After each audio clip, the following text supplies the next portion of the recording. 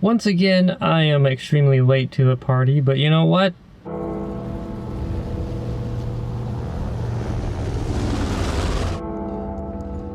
3 months ago, I was cutting grass in my front yard. And the mailman shows up with a letter from the army. Now I'm here.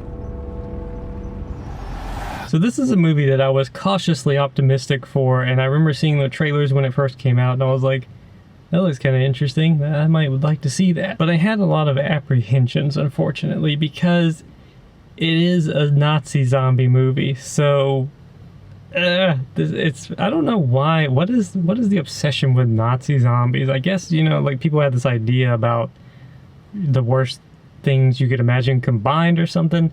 And I guess, you know, the whole medical experiments and everything from World War II and whatnot makes it an interesting concept for a lot of people, but I don't know. I don't really get it. It's such a cheesy idea and has been done so poorly. And again, you know, back to what I'm talking about here, my apprehensions about whether the movie would actually be good or not. It's just honestly kind of one of those really tough to nail down topics. I watched the Red Letter Media review of it, and I think their point about, you know, you kind of have like take it seriously or not take it seriously, and it's just kind of like schlock horror or whatever, and it's like it's hard to do one or the other, especially taking it seriously and doing it well and not having it be kind of silly, schlocky, just grotesque horror with, you know, you just can't take it seriously. But fortunately, I have to say, Overlord was really good, and it actually did it well, and surprisingly, it takes it seriously, at least to a great extent,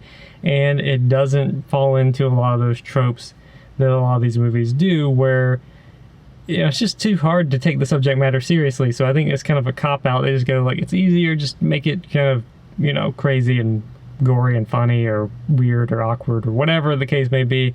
And this movie, they didn't seem to do that. It was like, it's World War II, and there's zombies. So with that said, I think that is probably one of the better and more surprising aspects of this movie, is that the war elements, the war scenes, things like that were actually done well.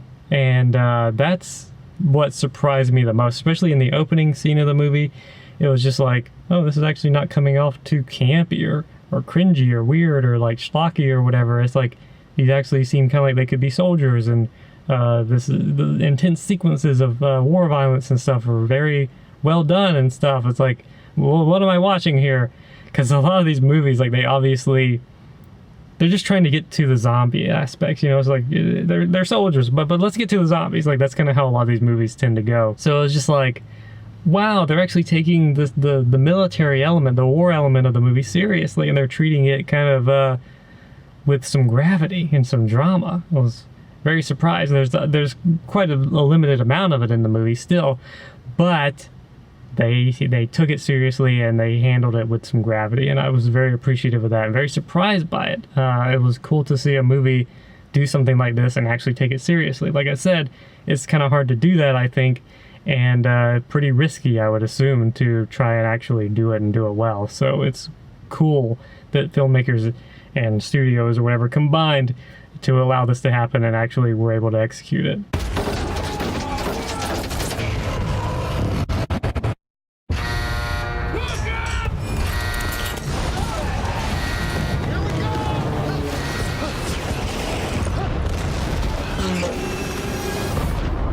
With that said, you know, the technical sequences and then the quality visual effects and everything of the movie are actually pretty well done. Some of the skirmishes in the end, like the gunfighting and stuff like that, and then at the end there's, in particular, that's the one that stood out to me the most, the one take shot of him getting out of the facility and everything exploding and whatnot, and that was pretty epic. I like the way it was done, the visual appeal of it, and then just the overall execution, the quality of the shot and everything. It didn't stick out to me. A lot of these movies are doing these like long one-take things, and it's like, to me, a lot of times it doesn't really add anything. Maybe I'm kind of a minority in that regard. A lot of people maybe enjoy them, but to me, maybe it's because I'm thinking of it from a like filmmaking perspective. It's distracting a lot of times. Like, I feel like I'm looking for what they're trying to do with it, or for errors in it, or just, I don't know, it's just something about them stands out to me where I kind of notice it as more of a technical feat rather than it engrossing me in the movie more. But with this one, particularly the ending shot, I think the opening shot actually was one too, but I honestly didn't notice it because it was such a chaotic shot. I wasn't really looking for it, but the end one I definitely did notice, and I felt like it was done well, and it actually added emotion to the scene. It's like you're with him the whole time he's trying to get out. And I would have to say, I think it reminds me, as far as like a shot like that being done well, the main one that comes to my mind is in War of the Worlds, when they get in the van and they're driving away and speeding along, and they're, you know, trying to get an understanding of what's happening, and the dad's not telling them and all this stuff. If you know that scene, that one I think was done well, because it's another one where you can kind of like not even notice that it's a long one-take shot. And I think it kind of does what it's meant to do, which is add tension, it adds suspense to the scene. Like you're not allowed to let go. Like there's things happening and there's no cutting, there's no reprieve for the viewer. And that's what I got from this scene in this movie, which is he's trying to escape, things are exploding, and you want him to get out because, you know, as I'll get to later, things in the movie are done well enough where you actually care about the character a little bit, and you're just kind of engrossed in what is happening on screen. You're not so much thinking about how it was done. And I think the evidence of technical skills, the prowess of the filmmakers in the movie and everything, I think another indication of that is the gore element and the zombie elements in the movie, which in regards to the visual effects and the practical effects, and as far as I know, I think they said they tried to use more practical effects than just visual effects to get more authentic reactions from the actors and stuff. In any case, I think it worked really well. But in terms of theme and execution and style and everything, I think that was done particularly well as well. A lot of these movies, especially zombie stuff, it becomes kind of like gore porn where they're just trying to gross you out all the time. And with this movie, I feel like they did a good job of being gory and having kind of grotesque scenes. And what would you call it? Just you know, like body gore. I don't know what else you would call it anyway. Just things that they show, but like just mutilation, let's say, of things. Like there's a scene where like there's a woman's head and you can see like her spinal column and she's still talking and stuff.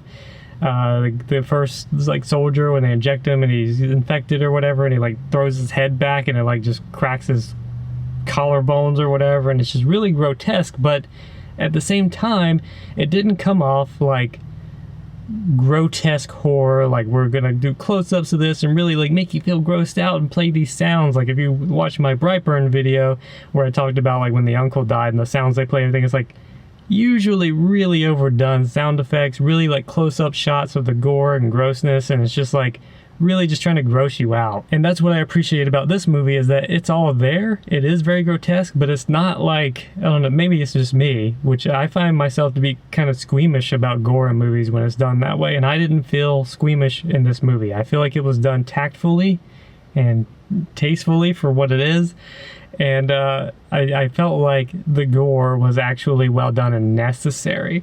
I didn't feel like they were just trying to shock me and gross me out. So that's one of the big things I think, you know, is just a lot of skill that must have went into this movie, at least in my opinion, where the filmmakers knew how to create a scene, create a vibe, create a world, and that goes into the sets and the plot and everything else in the movie as well, where they just knew how to portray things well enough to get the point across, to be entertaining, to be a little gross, to be dramatic, whatever they were trying to go for, and do that effectively without going too heavy-handed in one direction or another. The movie really has a solid balance, and it seems like someone with skill, or a lot of people with skill, were behind its creation.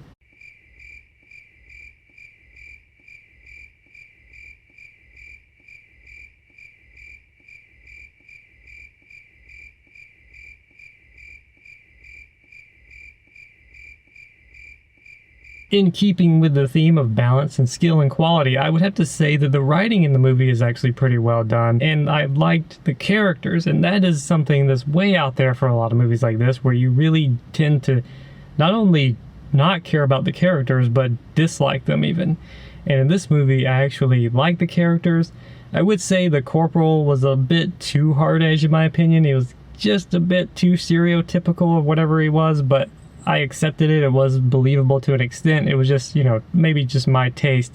I feel like he was just a bit too, like, rough and gruff. He just needed a cigar in his mouth, you know? But anyway, I think that the characters were stereotypical, and I don't have a problem with that, because even though they were stereotyped characters, they were written well and they came off fresh. It was like a well-done rendition of these stereotypes. They even have a kid in the movie, and he's kind of like pestering the soldiers and doing some kid stuff, but he didn't come off annoying. What the hell? Speaking of like referencing War of the Worlds, where kids that you just want to die from the beginning of the movie, this one had a kid in it, and he was great. It was fine, and like you actually care about him when he gets taken and stuff like that. It's just like, what the hell? Like, how is this possible to have a Hollywood movie that has kids in it, or a kid in it, and you don't just want the kid to die to get him out of the way? Is that just me? Am I dark? And furthermore to that point is they have the female character, the woman in it, the French woman who helps them and they go into her house and everything. And again, she's kind of the stereotype of the movie, the local female who kind of puts herself at risk to help them and stuff like that. And they didn't go full-blown stereotype with her either. Like, she comes off as a strong woman who's trying to do the best she can in a horrible situation. They didn't do the damsel in distress. She's not like helpless and weak and needs them to save her all the time or anything like that. It didn't come off as pathetic or anything like that.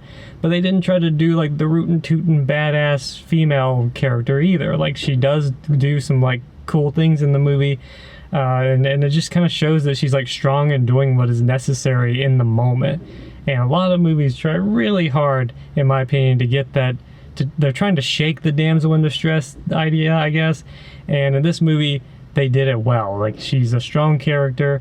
She's not annoying in any way. You feel like she's competent and she's doing things to help them and be a contributing member of everything that they end up doing. They didn't have to rescue her every 2 seconds.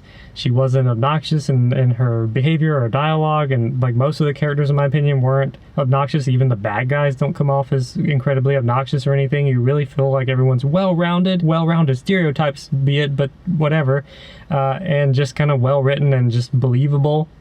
And like I said, just fresh, because it's the way it's done is, even though they're stereotypes, it comes off very fresh, and you really kind of develop a connection with the characters. You care about them, you believe the scenario and their reactions to it and everything.